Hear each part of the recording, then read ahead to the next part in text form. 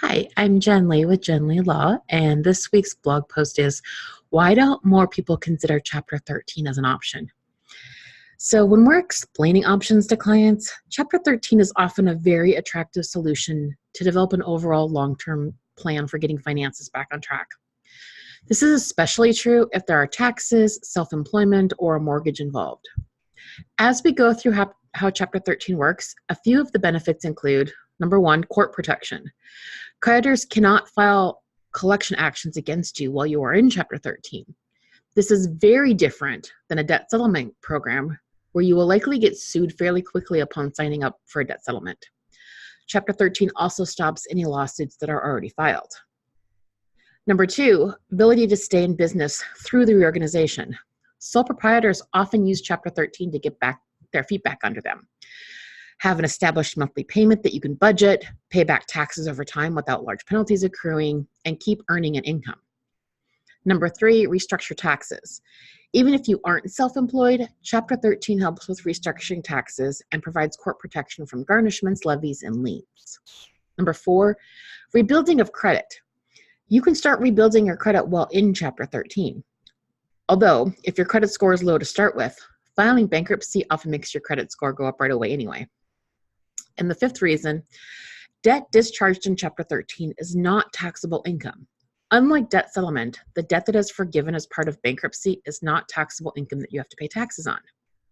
So when I'm explaining the options to people, inevitably we often get the question, if Chapter 13 can do all that, why don't more people do it? And the answer to that is that most people have no idea what Chapter 13 can and can't do for them. When you call a debt settlement company, the biggest pro they give you on the phone as part of their sales pitch is you don't have to file bankruptcy.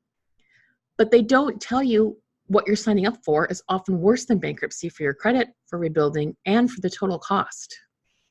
Now, don't get me wrong.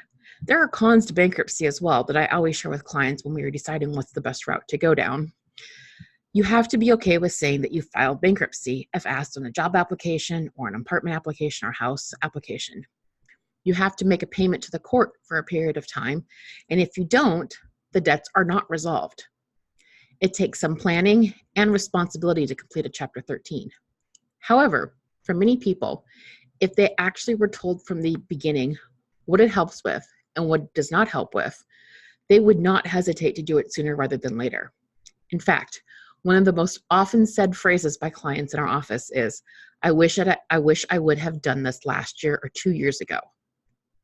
My best advice to anyone struggling with debt or financial stress is to find what all of your options are. Evaluate each option to see what is best for your individual and family situation, and then to develop a plan to move forward. Do not be afraid to find out what you can do before signing on the dotted line for any one solution.